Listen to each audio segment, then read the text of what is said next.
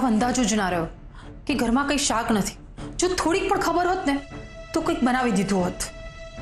તે ક્યાંથી હોય શાક? બધા જ પૈસા તો દવાઓ અને રિપોર્ટ કઢાવવામાં જ જતા રહે છે, તો શાક લેવાના પૈસા ક્યાંથી આવે? લજ્જા વહુ, કેમ આવું બોલો છો? હા, ધ્વનિતની જગ્યાએ જો ચિરાગ બીમાર પડ્યો હોત તો એવું બધું ના કરવું પડત. તમારે જે કરવું હોય કરો, પણ જ્યાંથી પૈસા આવે છે એને શું કામ રોકો છો? મોટી બા, મારો વિરોધ ધ્વનિતની દવાઓ લાવો કે એના રિપોર્ટ્સ કરાવો એના માટે નથી. વાત એ છે કે પૈસા ક્યાંથી આવશે તો વિચારવું જ પડશે. બસ લજ્જા વહુ, મેં પહેલા પણ ના પાડી છે અને છેલ્લી વાર કહું છું કે સરગમ એ પ્રોપર્ટી ક્યારે પણ નહીં લે. મીરા વહુ, લો આ પૈસા, આમાંથી શાક ને બીજું જે કંઈ પણ લેવું હોય ને એ લઈ લો. હજુ આ ઘરમાં મોટી બા જીવે છે અને મારો પ્રશ્ન છે કે પૈસા ક્યાંથી આવશે? હજુ એટલા ખરાબ દિવસ નથી આવ્યા ઝવેરી પરિવારના કે શાક લેવા માટે પણ પૈસા ના હોય.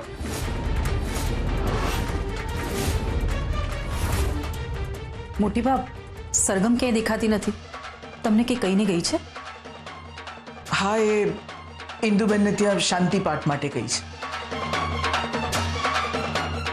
બસ આ તો જોઈતું હતું. હવે જોજો સરગમ કેવી રીતે પૈસા અને પ્રોપર્ટી લેવાની ના પાડે છે. બેટા સરગમ, થેન્ક યુ. તું આવીને તો મને પણ હૂંફ મળી. એ મારા મમ્મી હતા, તો એમના માટે હું આટલું તો કરી જ શકું છું ને. જેણે મારી મોટી બહેનનો જીવ લીધો છે એ અત્યારે આટલું નાટક કરી રહી છે. હવે મારે ઘરે જવું પડશે, પણ હું આવતી રહીશ. અરે બેટા, એક મિનિટ, થોડી વાર મારી પાસે બેસ તો ખરા. બેટા, મારે તારી સાથે એક અગત્યની વાત કરવી છે. શું ચાલે છે તમારા મનમાં? બેટા, હવે હું ઈચ્છું છું કે મોટી બહેનની બધી પ્રોપર્ટી તું હેન્ડ ઓવર લઈ લે. ના મામા, હું મમ્મીની પ્રોપર્ટી નથી લેવા માંગતી. કાળી કમાણીને ભોગવનાર પણ આપોઆપ એનો ભાગીદાર બની જાય છે, અને હું આવા કોઈ કર્મો નથી બાંધવા માંગતી. તો બેટા, બધી પ્રોપર્ટીઓ કોને આપું જે સારી રીતે સાચવી શકે? બેટા, જો મારી મોટી બહેન આજે જીવતી હોત ને તો એની પણ આ જ ઈચ્છા હોત. બેટા, એના માટે તો લઈ લે. ના મામા, હું આના સિવાય બીજું બધું કરવા માટે તૈયાર છું. જો બેટા, મને ખબર છે કે અત્યારે તારા ઘરની પરિસ્થિતિ સારી નથી. તારા પૈસાની જરૂર પડશે. એક કામ કરું, તારા બેંકના ખાતામાં થોડા પૈસા જમા કરાવી દઉં. ના, મારે એની કોઈ જરૂર નથી. બેટા, મને ખબર છે કે તારી ઉપર અત્યારે આફત આવી પડી છે, એટલે ભલામણ કરું છું. ડોક્ટર કહી રહ્યા હતા કે હાર્ટ ટ્રાન્સપ્લાન્ટ માટે બહુ બધા રૂપિયાની જરૂર પડશે, અને ત્વનિતની દવાઓ પણ બહુ મોંઘી આવી રહી છે. અત્યારે ઘરમાં બીજી કોઈ આવક પણ નથી. આ બધું બેટા, આ બધું રાખીને હું શું કરીશ? મોટી બહેનની પ્રોપર્ટી જો સરકાર લઈ લે એના કરતા તો મારી મોટી બહેનની દીકરી ઉપયોગ કરે તો વાંધો શું છે?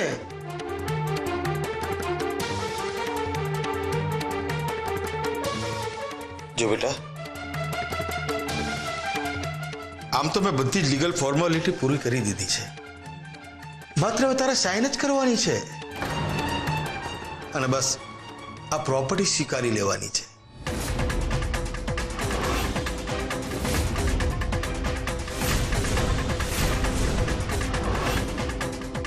અરે બેટા, શું વિચારે છે? આ બધી પ્રોપર્ટીનો સ્વીકાર કર, તારા બધા ટેન્શન દૂર થઈ જશે.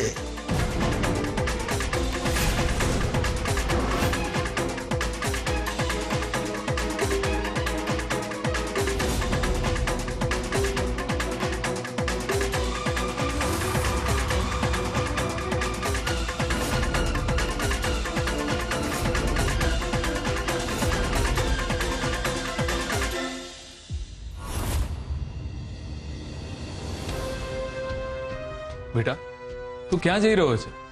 અંકલ, એક સારા સમાચાર છે. મને જોબ ઓફર થઈ છે અને એ લોકોએ મારા સર્ટિફિકેટની ઝેરોક્સ મંગાવી છે, એટલે હું ઝેરોક્સ કઢાવીને આવી રહ્યો છું. અંકલ, હું ઈચ્છું છું કે હું આ જોબ સ્વીકારી લઉં. બેટા અત્યારે તારે ટ્રાવેલિંગ ન કરવું જોઈએ. અરે ઘરમાં પડ્યો રહેશે તો વધારે માંદો થઈ જશે. અરે હું પૈસા માટે નથી કહેતી, અને કામ કરવામાં વાંધો જ શું છે? બહાર જઈને નોકરી કરશે તો એનું માઇન્ડ ફ્રેશ રહેશે, અને ત્યાં જઈને એને ક્યાં કાળી મજૂરી કરવાની છે? લજ્જા આંટીની વાત એકદમ પ્રેક્ટિકલ છે.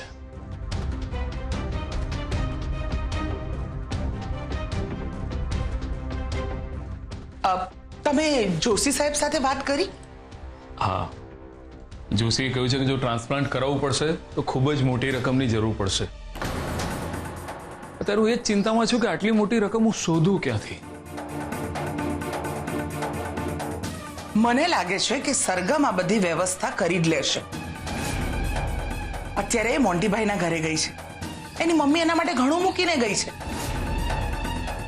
અને સરગમ ખૂબ જ સમજદાર છોકરી છે.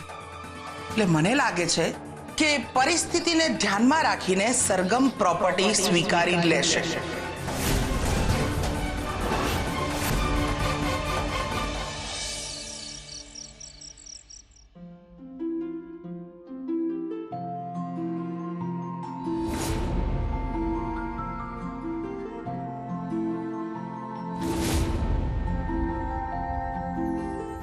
સરગમ, કેવો રહ્યો શાંતિપાઠ બેટા? સારો રહ્યો, બધી વિધિ સારી રીતે પતી ગઈ. ચલો, સરસ. મારા નાનાએ અમુક એન્ટિક વસ્તુઓ મને આપી હતી અને વેચવાનું વિચારી રહી છું. મને સારા પૈસા મળશે તો આના જે પૈસા આવે એમાંથી આપણો ખર્ચો પૂરો થઈ જાય. આ શું છે? આ મમ્મીની પ્રોપર્ટીના પેપર્સ છે. મોન્ટી મામાએ મને બહુ જ આગ્રહ કર્યો. એ તો બિચારા ભાવુક થઈ ગયા હતા. કહી રહ્યા હતા કે ઘણી પરિસ્થિતિ આવી છે તો મારે આ પ્રોપર્ટી લઈ લેવી જોઈએ.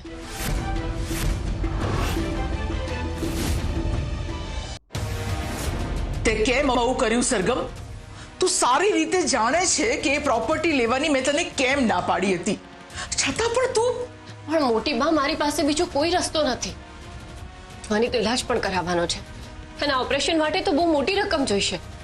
ઉપરથી ઘરની પરિસ્થિતિ પણ આવી છે. ખબર નહીં આપણને કેટલા રૂપિયાની જરૂર પડશે. સરગમ, એટલે તે સ્વીકારી લીધું કે તારાથી કંઈ નહીં થાય, પણ હજુ હું બેઠી છું. તને મારા ઉપર પણ ભરોસો નથી? સરગમ, આખા ઘરમાં મને તારા ઉપર આંધળો વિશ્વાસ હતો, પણ એક સેકન્ડમાં તે મને ખોટી સાબિત કરી દીધી. મોટી બા, બસ, મારે કંઈ નથી સાંભળવું. પણ મોટી બા,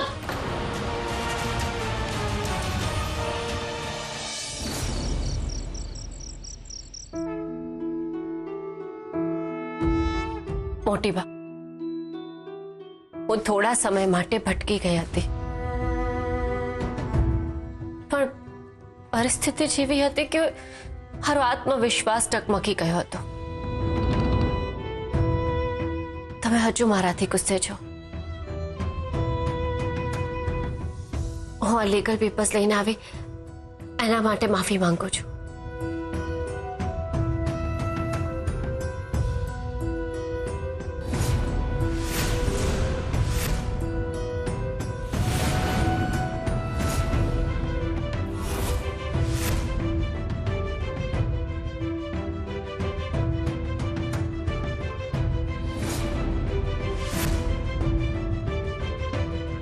બેટા, કઈ પરિસ્થિતિમાં આપણે કેટલા ઈમાનદાર રહીએ છીએ, બસ એ જ આપણી સૌથી મોટી પરીક્ષા છે બેટા.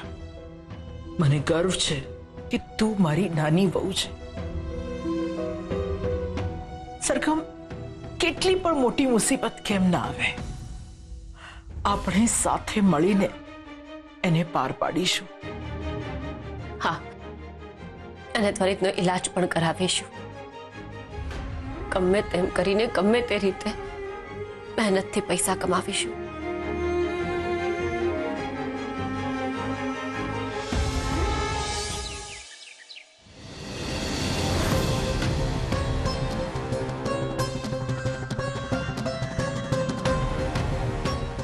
આજે મારો પહેલો દિવસ છે ને આજે લેટ થયું ને તો મારી ઇમ્પ્રેશન ખરાબ પડશે. વનિત વનિત વનિત તારે ક્યાંય નથી જવાનું, તારે આરામ કરવાનો છે. ઓ વનિત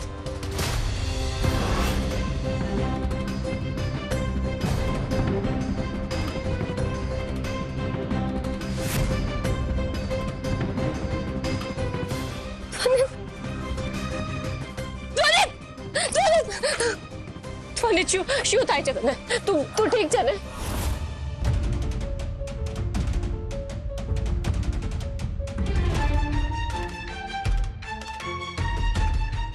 મેં તમને ચોખ્ખું કહ્યું હતું કે આને ક્યાંય બહાર જવા ના દેતા, ટ્રાવેલિંગ બિલકુલ ના કરાવતા. તેમ છતાં તમે એને નોકરીએ મોકલ્યો. ડૉક્ટર સાહેબ, પણ ધ્વનિતને સમજાવવાનો બહુ પ્રયત્ન કર્યો હતો, પણ એ માન્યો જ નહીં. અમે હવેથી બહુ જ ધ્યાન રાખીશું સાહેબ. ધ્યાન રાખ્યું હોત તો આ પરિસ્થિતિ ઊભી ના થાત. હવે વહેલી તકે ધ્વનિતને હોસ્પિટલમાં એડમિટ કરવો પડશે. સર્જરી વગર એનું બચવાનું મુશ્કેલ થઈ ગયું છે.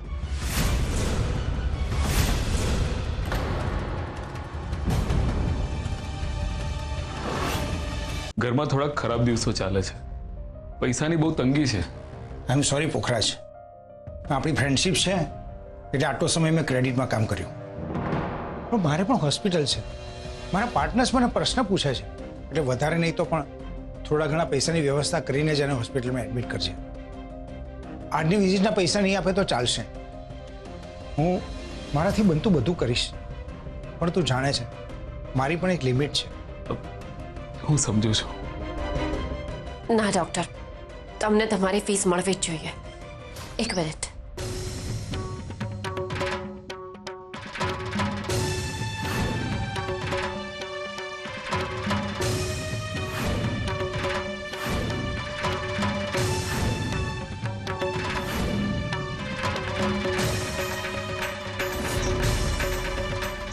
ચાલો.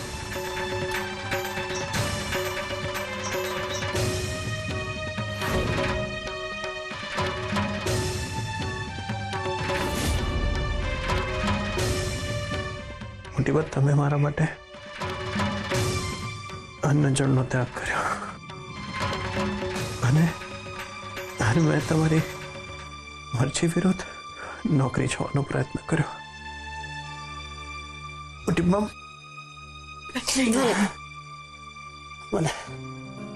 મને માફ કરી દો.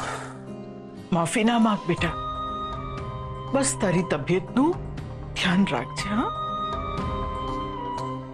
એક તો ઘરમાં આટલી બધી તકલીફ છે અને હું અત્યારે જ બીમાર પડ્યો. જો ધ્વનિત, મોટી બા બરાબર કહે છે, પહેલા તું ઠીક થઈ જા, પછી આ ઘર તારે જ ચલાવવાનું છે. અત્યારે ડોક્ટરે તને દવા આપી છે તો તું આરામ કર.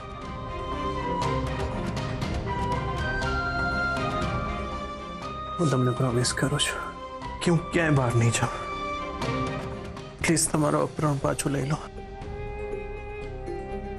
અને અન્ન જળનો ત્યાગ ના કરો મોટી બા. હા મોટી બા, ધ્વનિત બરાબર કહે છે.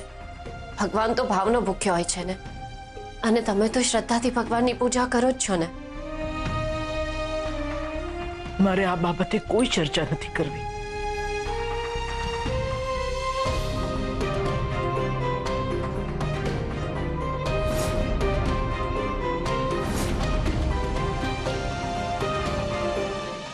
આપણા ઘરમાં એક પછી એક ઉપાધિ આવી જ જાય છે.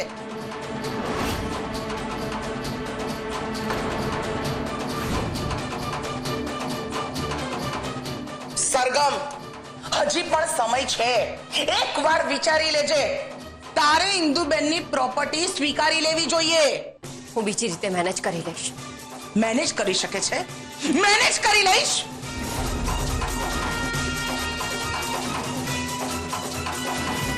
આ લે.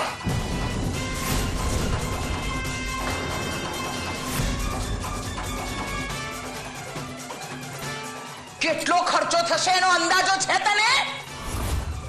અને જો તું મેનેજ ન કરી શકી ને તો આ સાડી પહેરવાની આદત પાડી લે. કારણ કે જો ધ્વનિતનું હાર્ટ ટ્રાન્સપ્લાન્ટ ના થયું ને તો તારે આ જ સાડી પહેરીને ફરવું પડશે. લજ્જાવું. મોટી બા,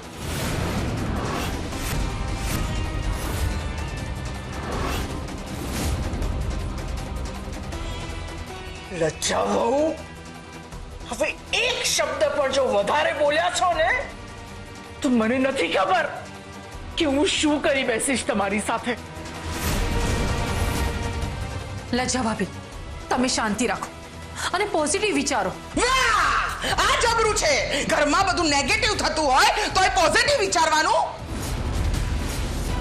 મારે આ સાડી પહેરવાનો ભારો ક્યારેય નહીં આવે, કારણ કે મને પોતાના ઉપર વિશ્વાસ છે કે હું પૈસા કમાઈ લઈશ. કેવી રીતે કમાઈશ?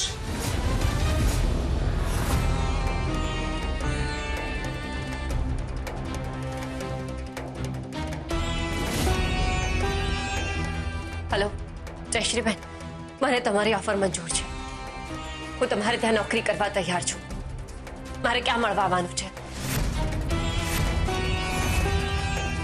ઠીક છે, હું આવી જઈશ. બોલો, હવે ઘરના નોકરોના ત્યાં પૈસા કમાવા જશે.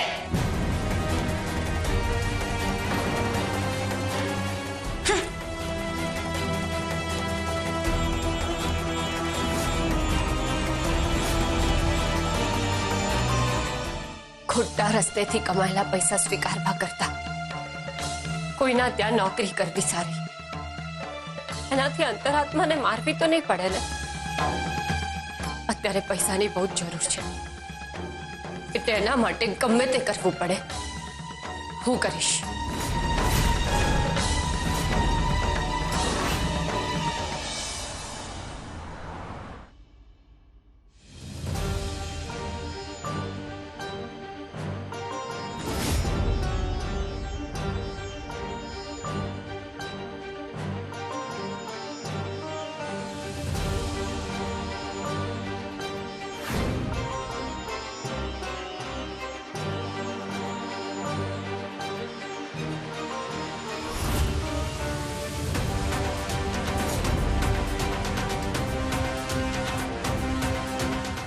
ઓફિસમાં ઇમ્પોર્ટન્ટ ક્લાયન્ટ આવવાના હતા, એટલે મેં તને ત્યાં ના બોલાવી. મને લાગ્યું એટલે હું તને મળવા માટે અહીંયા આવી ગઈ. કોઈ વાંધો નહીં, હું આવતીકાલથી તમારા ત્યાં આવી જઈશ અને તમે કહેશો એ બધું જ કામ કરીશ. એકચ્યુઅલી હમણાં મારું ડિહાઇડ્રેટ પ્રોડક્ટનું કામ હોલ્ડ પર છે. તો બીજું કઈ તો કામ હશે ને, મને એ પણ ચાલશે. હા, મારા નવા પ્રોડક્ટ આવી રહ્યા છે, એનું પ્રમોશન કરવાનું છે. મેં પેમ્પલેટ તો છપાવી દીધા છે. તને વાંધો ના આવે તો રોજ તારે આ પેમ્પલેટ વેચવા પડશે. તું ચિંતા ના કરીશ, તું કુંદનબેનની વહુ છે ને, તો તને હું 20,000 રૂપિયા આપીશ. આવતા મહિને બીજું કામ કરવાનું રહેશે, પણ એનાથી વધારે કામ તને સારું આપીશ. હા,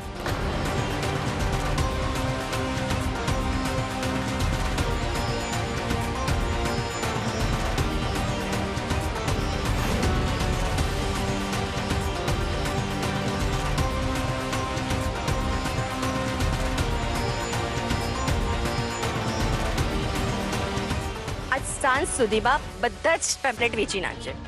હા,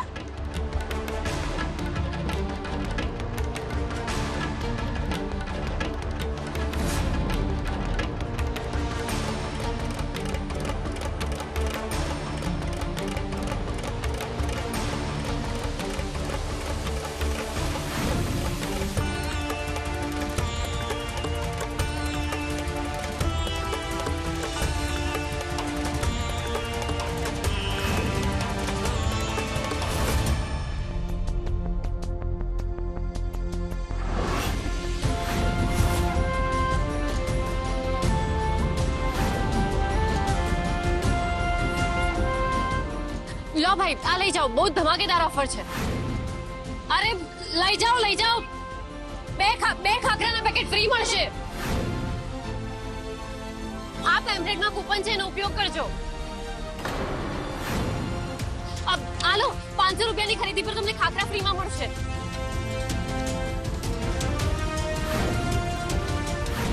ભાઈ, બહુ જ ધમાકેદાર ઓફર છે, તમે પણ લો. આમાં કૂપન છે, એનો ઉપયોગ કરજો. 2 ખાખરાના પેકેટ ફ્રીમાં છે. આ તું ચંદનબેનની નાની વહુ લાગે છે. શું ઝવેરી પરિવારના આટલા ખરાબ દિવસો આવી ગયા કે એમને આ રીતના રસ્તા પર પેમ્પલેટ વેચવા પડે? પછી દ્રાક્ષ શું ભાવ આપી?